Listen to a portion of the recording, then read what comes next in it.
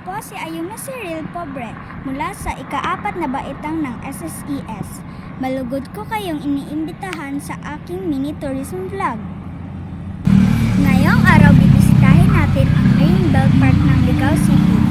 Ito ay isang uri ng yamang lupa at kilalang pasyalan sa bayan ng Ligao City.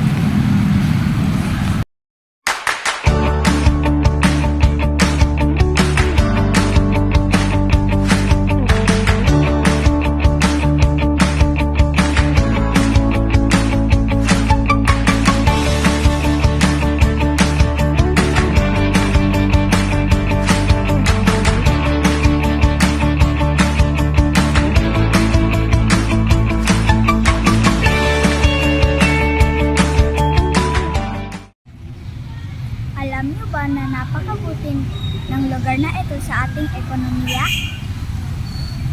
Dahil maraming turista ang dumarayo dito kaya nagkakaroon ang ating mga kababayan ng mga trabaho tulad ng guide tour, mga vendor, tricycle driver at iba pa. Maganda rin dito mamasyal, mag-relax, maglaro, mag-enjoy kasama ang iyong pamilya o mga kaibigan dahil marami ditong events katulad ng music events, community gatherings at iba pa.